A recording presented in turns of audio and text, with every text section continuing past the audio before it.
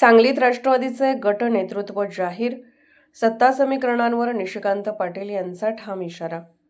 मिरज येथील guest house येथे राष्ट्रवादी पक्षाच्या सांगली जिल्हा परिषद गटनेते तसेच मिरज व कवठे महांकाळ पंचायत समिती गटनेत्यांच्या निवडीसाठी महत्त्वपूर्ण बैठक पार पडली. या बैठकीत शिराळा गटातून विजयी झालेल्या राजेश्वरी रणधीर नाईक यांची सांगली जिल्हा परिषद राष्ट्रवादी गटनेतेपदी एकमुखाने निवड करण्यात आली. जिल्हा परिषदेत पक्षप्रतोदपदी एरंडोली गटाच्या स्नेहल मोरे यांची तर उपनेतेपदी करगणी गटाचे विनायक मारुती मासाळ यांची निवड जाहीर करण्यात आली.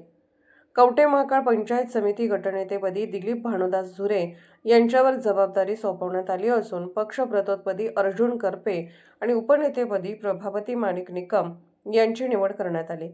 मिरज पंचायत समिती गटनेतेपदी सुजाता विजय पाटील, पक्षप्रतोदपदी संयोगिता प्रकाश कोळी आणि उपनेतेपदी सुप्रिया तवटे यांची निवड जाहीर करण्यात आली.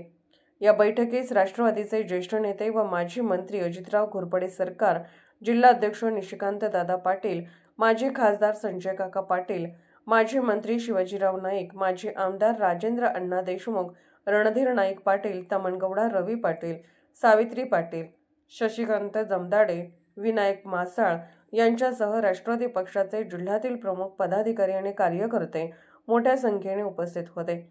बैठकीत बोलताना जिल्हाध्यक्ष निशिकांत दादा पाटील यांनी स्पष्ट शब्दात इशारा दिला की जिल्हा परिषद सत्ता स्थापनेत जो पक्ष पहिल्या 1.25 वर्षासाठी संधी देईल त्याच्यासोबत राष्ट्रवादी राहील. त्यांच्या या विधानामुळे जिल्ह्यातील आगामी सत्ता समीकरणाबाबत राजकीय वर्तुळात चर्चांना वेग आला आहे.